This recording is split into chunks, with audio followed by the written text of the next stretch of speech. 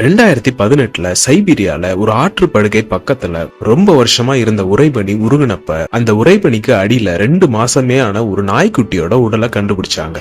அந்த நாய்க்குட்டியோட உடல்ல எந்த ஒரு டேமேஜும் இல்லாம நல்லா பிரிசர்வ் ஆகி இருந்துச்சு. அந்த உடலை ஆய்வுக்கு உட்படுத்தி ரேடியோ கார்பன் டேட்டிங் பண்ணி பார்த்தப்ப சயின்டிஸ்ட் எல்லாருமே ரொம்ப ஆச்சரியம் அடைஞ்சாங்க. காரணம் என்னன்னா அந்த உடல் கிட்டத்தட்ட 18,000 வருஷம் பழமையானது. அந்த நாய்க்குட்டிக்கு சைபீரியன் மொழியில டாகோருங்கிற பேரை கொடுத்தாங்க. டாகோருங்கிறது அந்த லாங்குவேஜ்ல ஃப்ரெண்டுங்கிற ஒரு வார்த்தை.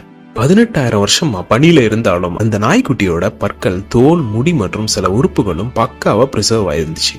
பல ஆயிரம் வருஷங்களா நல்ல முறையில பதப்படுத்தப்பட்டு இருந்தாலும் சயின்டிஸ்டால அது எந்த வகையான நாயின்னு கண்டுபிடிக்க முடியல.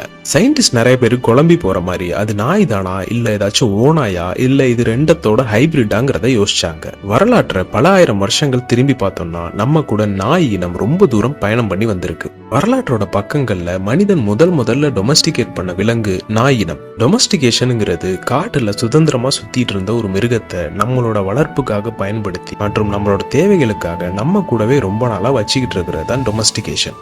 உதாரணமா ஆடு, மாடு, குதிரை இத மாதிரி நிறைய அனிமல்ஸ் டொமஸ்டிக் அனிமல்ஸ். இப்ப கால்நடைகள்னு சொல்லப்படுற எல்லா அனிமலும் ஒரு காலத்துல மனிதர்களால டொமஸ்டிகேட் பண்ணப்பட்டது. பல பேர் வித்தியாசமான சில வளர்ப்பு பிராணிகளை வளர்க்குறாங்க. உதாரணமா பாம்பு, ஓணான், இன்னும் சில பேர் சிங்கம், புலி கூட வளர்க்குறாங்க. இது எல்லாமே டொமஸ்டிகேஷனான்னு கேட்டா கிடையாது. இதை டேம்னு சொல்லுவோம். டேம்ங்கிறது ஒரு விலங்கை தன்னோட பலம் தெரியாம வளர்க்குறது. சில விலங்குகளை டேம் மட்டும்தான் பண்ண முடியும். இன்னும் முழுமையா நம்ம அதை டொமஸ்டிகேஷன்ல கொண்டு வரல. இப்ப நாய்களுக்கு திருப்பி வருவோம். நாய்கள் பல ஆயிரம் வருஷமா மனிதர்கள் கூட பழகிட்டு வருது. நாய்களை மனிதர்களோட பெஸ்ட் ஃப்ரெண்ட்ஸ்னு கூட சொல்றோம். நாய்களோட முன்னோர்கள் ஓநாய்ங்கிறது நிறைய பேருக்கு தெரியும். நாய்கள் எந்த கட்டத்துல மனிதர்கள் கூட பழக ஆரம்பிச்சது, நம்ம நாய்களை எப்படி டொமஸ்டிகேட் பண்ண ஆரம்பிச்சோம், எந்தெந்த காரணங்களால நம்ம கூட நாய்கள் தங்க ஆரம்பிச்சதுங்கிறத இந்த வீடியோல கம்ப்ளீட்டா பார்க்கலாம். ஸோ வீடியோ பார்த்துட்டு இருக்கிற நம்ம வியூவர்ஸ் ஃபுல் வீடியோவும் பாருங்க அண்ட் மறக்காம நம்ம சேனலை சப்ஸ்கிரைப் பண்ணிடுங்க. நம்ம இப்ப வளர்க்குற நாய்கள் கேனிஸ் லூப்பஸ் ஃபெமிலியாரிஸ்ங்கிற ஒரு சப்ஸ்பீஷியஸ்குள்ளார வரும். இந்த சப்ஸ்பீஷியஸ் கேனிஸ் லூப்பஸ்ங்கிற ஒரு ஓநாய் இனத்தோட ஸ்பீசிஸ்ல இருந்து தனியா பிரிஞ்சு ஒரு புது பிரான்ச்சா உருவானுச்சு. இந்த ஸ்பீசிஸ்களோட ஜெனட்டிக் கோட நம்ம ஆராய்ச்சி பண்ணி பாக்குறப்ப கிட்டத்தட்ட 40,000 வருஷத்துக்கு முன்னாடி ஓநாய் இனத்திலேருந்து நாய் இனம் தனியா பிரிஞ்சுதுங்கிறது நம்மளுக்கு தெரிய வருது. ஆனா கரெக்டான ஒரு டைம்ல என்ன கணிக்கிறது ரொம்ப கஷ்டம். காரணம் என்னன்னா ஓநாய் இனத்திலேருந்து நாய் இனம் ரொம்ப ஒரு குறுகிய காலத்திலே ஈஸியா எவால்வ் ஆகி வந்திருக்குது. இதுக்கு முன்னாடி இருந்த பரிணாம வளர்ச்சியில இவ்வளவு குறுகிய காலத்துல எந்த ஒரு மிருகங்களும் டிரான்ஸ்ஃபார்ம் ஆனதில்லை. இந்த குறுகிய காலத்துல நடந்த மாற்றத்துக்கு இன்பிரீடிங்ங்கிற ஒரு ஃபேக்டரை சயின்டிஸ்ட் முன்வைக்கிறாங்க. இன்பிரீடிங்கிறது ஒரு குறிப்பிட்ட வட்டத்துக்குள்ளாரே இனப்பெருக்கம் பண்றது. ஏதோ ஒரு ஆதாயத்துக்காக மனிதர்களால கண்ட்ரோல் பண்ணப்படும். உதாரணமா எந்த நோயும் இல்லாம நல்லா ஸ்ட்ராங்கா இருக்கிற ஒரு காளைய இனவிருத்திக்காக பயன்படுத்துறோம். இது மூலமா பிறக்கிற கன்றுகள் நோய் இல்லாமலும் நல்ல பலமாகவும் வளரும். இதனால அதை வயல் வேலைகளுக்கு பயன்படுத்துறது ரொம்ப ஈஸி. இப்படி இன்பிரீடிங்கிற ஒரு விஷயத்த மனிதர்கள் ரொம்ப காலமா பண்ணிக்கிட்டு இருக்காங்க. ஓநாய்க்கும் நாய்க்கும் ஹைப்பர் சோசியபிலிட்டிங்கிற ஒரு குணம் இருக்கு. ஹைப்பர் சோசியபிலிட்டிங்கிறது அந்த விலங்கு தனித்து செயல்படாம ஒரு குழுவா செயல்படும். ஓநாய் வேட்டையாடுறப்ப ஒரு குழுவா செயல்படும். ஓநாயோட குழுவை உல்ஃப் பேக்னு சொல்லுவாங்க. அப்புறம் இன்னொரு முக்கியமான குணம் ஸ்கேவெஞ்சிங் ஃபார் ஃபுட். உணவை தேடி அலைஞ்சிக்கிட்டே இருக்கும். இந்த 2 குணங்களும் தான் மனிதர்கள் நாய்களை டொமஸ்டிகேட் பண்றதுக்கு ஈஸியா இருக்கும்னு ஆராய்ச்சியாளர்கள் சொல்றாங்க.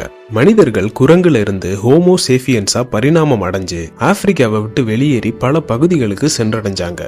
அந்த காலகட்டத்துல நாடோடிகளா வாழ்ந்த மனிதர்கள் விவசாயத்தை கண்டுபிடிக்காததுனால தங்களோட உணவு தேவைக்காக வேட்டையாடுதலை முதன்மையா பண்ணிட்டு இருந்தாங்க. பெரிய விலங்குகளை வேட்டையாடி கொன்னதுக்கு பிறகு நம்ம உணவு தேவைக்காக இறைச்சியை எடுத்துட்டு நம்ம வந்துட்டோம். இந்த வேட்டையாடப்பட்ட விலங்குல மிச்சம் இருந்த எச்சங்களை திங்கிறதுக்காக ஓநாய் இனம் வந்துச்சு. இந்த இடத்துலதான் மனிதர்களுக்கும் ஓநாய்களுக்கும் தொடர்பு உண்டானுச்சு. இத ஆராய்ச்சியாளர்கள் கமன்சல் பாத்வே டு டொமஸ்டிகேஷன் சொல்றாங்க. இந்த இடத்துல நம்ம மிச்சம் வச்ச இறைச்சியை தின்றதுக்காக வந்த ஓநாய்களுக்கு அந்த இறைச்சியை தின்றதுக்காக வந்த மற்ற சிறிய விலங்குகளும் இரையானுச்சு. இதனால சமூக விலங்கா இருந்த ஓநாய் மனிதர்கள் கூட இருந்தா சுலபமா உணவு கிடைக்குங்கிறத தெரிஞ்சுக்கிச்சு. ரீசெண்டா நடத்தப்பட்ட ஒரு ஆராய்ச்சியில செக் குடியரசு நாட்டுல 2 வெவ்வேறு ஓநாய்களோட எலும்பை எடுத்து ஆராய்ச்சி பண்ணாங்க. அந்த சாம்பிள்ஸோட பற்களை ஆராய்ச்சி பண்ணி பார்த்தப்ப ஒரு ஓநாய் தன்னோட டயட்ல கறியை முக்கியமா வச்சிருந்துச்சு. இன்னொரு ஓநாயோட பற்கள்ல இருந்த சின்ன சின்ன கீறல்களை வச்சு இந்த ஓநாய் எலும்பு அதிகமா தின்றுக்குங்கிறத சொல்றாங்க. இது மூலமா மனிதர்கள் வேட்டையாடி இறைச்சியை சாப்பிட்ட பிறகு மிச்சம் இருந்த எலும்புகளை சாப்பிட வந்த ஓநாயா 2வது ஓநாய் இருந்திருக்கும்னு சொல்றாங்க. மனிதர்களை டிபெண்ட் பண்ணி இருந்த ஓநாய்களோட ஆற்றலை புரிஞ்சுக்கிட்டு மனிதர்கள் அதை வளர்க்க முயற்சி பண்ணாங்க. இந்த கட்டத்துல தான் டொமஸ்டிகேஷன் ஆரம்பிச்சது. ஆரம்ப காலத்துல நாய்களை வேட்டைக்காக பயன்படுத்தினாங்க. அதுக்கு பிறகு நாய்களை மற்ற விலங்குகளை பழக்கப்படுத்துறதுக்காக வளர்த்தாங்க. இது மூலமா மனிதர்கள் கூட இணைஞ்ச நாய்கள் மனிதர்கள் எங்கு போனாலும் பின்தொடர ஆரம்பிச்சுது. இந்த மனிதர்களை நம்பி வந்த நாய்களை ஒரு குறிப்பிட்ட வட்டத்துக்குள்ளாரையே இனப்பெருக்கம் பண்ணதுனால அந்த நாய்களுக்கு பிறந்த குட்டிகளும் மனிதர்களையே நம்பி இருந்துச்சு. இந்த இடத்துலதான் நம்ம நாய்களை முழுசா டொமஸ்டிகேட் பண்ணோம். பார்க்கவே பயங்கரமா தோற்றமளிக்கிற ஓநாய்கள்ல இருந்து நாய்கள் எப்படி சாதுவான ஒரு மிருகமா மாறுனுச்சுங்கிறத சில ஆராய்ச்சியாளர்கள் மனிதர்கள் விவசாயத்துக்குள்ள வந்ததுதான் காரணமா இருந்திருக்கும்னு சொல்றாங்க. மனிதர்கள் விவசாயத்தை கண்டுபிடிக்கிற வரைக்கும் ஹண்டர் கேதரர்ஸா இருந்தாங்க. வேட்டையாடுதல் மற்றும் காட்டுல இருக்கிற சில பழங்கள் காய்கறிகளை வச்சு சமைச்சு சாப்பிட்டாங்க. ஓநாய்கள் கார்னிவோரஸ், அதாவது மாமிச உண்ணி. ஆனா இப்ப உள்ள நாய்கள் வீட்டுல தயிர் சாதம் வச்சா கூட சாப்பிடுது. சமீபத்திய ஒரு ஆய்வுல நாய்களோட மரபணுல AMY2Bங்கிற ஒரு மரபணு மாற்றத்தை கண்டுபிடிச்சாங்க. இந்த மரபணு மாற்றம் நாய்களோட உடம்புல மாவு சத்தை செரிமானம் பண்றதுக்காக சில என்சைம்ஸ் சுரக்க வைக்கிறதா சொல்றாங்க. இதை வச்சு மனிதர்கள் விவசாயத்தை உருவாக்குனதுக்கு பிறகு நாய்களுக்கும் அதே சாப்பாட்டை தான் கொடுத்துருக்காங்கிறத ஆராய்ச்சியாளர்கள் உறுதியா சொல்றாங்க. நாய்கள் குறுகிய காலத்திலே மனிதர்கள் கூட ரொம்ப அட்டாச் ஆயிடுச்சு. இதுக்கு ஒரு எக்ஸாம்பிளா பல கண்டங்கள்ல நடத்தப்பட்ட அகழ்வாராய்ச்சியில நாய்களோட நிறைய புதைவிடத்தை கண்டுபிடிச்சாங்க. மத்த எந்த மிருகத்தையும் பண்ணாத மாதிரி நாய்களை மனிதனை அடக்கம் பண்ற மாதிரியே பண்ணியிருந்தாங்க. சைபீரியால நடத்தப்பட்ட ஒரு அகழ்வாராய்ச்சியில ஒரு நாயை அடக்கம் பண்ண குழியில அந்த நாயோட உடல் கூட சில பொருட்களையும் வச்சு அடக்கம் பண்ணியிருந்தாங்க. இது மூலமா மனிதர்கள் நாய்களை ரொம்ப நேசிச்சாங்கிறது தெரிய வருது. எகிப்து நாட்டுல நாய்களை வேட்டைக்காக அதிக அளவுல பயன்படுத்தினாங்க. இதுக்கு ஆதாரமா ஒரு மன்னரோட கல்லறையில ஒரு பதப்படுத்தப்பட்ட நாயோட உடலையும் கண்டுபிடிச்சாங்க.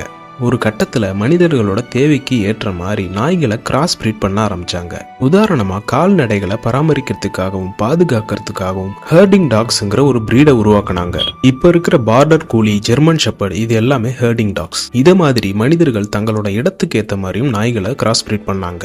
உதாரணமா அலஸ்கா, சைபீரியா போன்ற பகுதிகளில் ஸ்லெட்ஜுங்கிற ஒரு பலகையை இழுக்கிறதுக்காக சைபீரியன் ஹஸ்கி, அலாஸ்கன் மேலமியூட்டுங்கிற நாய்களை உருவாக்குனாங்க. இது மாதிரி தேவைகளுக்காக நாய்களை கிராஸ் பிரீட் பண்ற கலாச்சாரம் மாறி ஆடம்பரம் மற்றும் அழகுக்காக நாய்களை கிராஸ் பிரீட் பண்ணாங்க. உதாரணமா டால்மேஷன், ஷிட்ஷு போன்ற நாய்களை ஆடம்பரத்துக்காக வளர்த்தாங்க. இப்போ உள்ள காலகட்டத்தில் நூற்றுக்கணக்கான நாய் வகைகள் இருக்குது. பிரிட்டன்ல விக்டோரியன் எராங்கிற ஒரு ரீசன்னால பல அழகான நாய் வகைகளை உருவாக்க ஆரம்பிச்சாங்க. ஆரம்பத்துல உணவு தேவைக்காக நம்ம கிட்ட பழக ஆரம்பிச்ச நாய்கள் பல ஆயிரம் வருஷங்களை தாண்டி இன்னமும் நம்ம கிட்ட விசுவாசமா இருக்கு. நாய்களுக்கும் நமக்கும் இருக்கிற இந்த பந்தத்தினாலதான் நாய்களை நம்மளோட பெஸ்ட் ஃப்ரெண்ட்ஸ்ன்னு சொல்றோம்.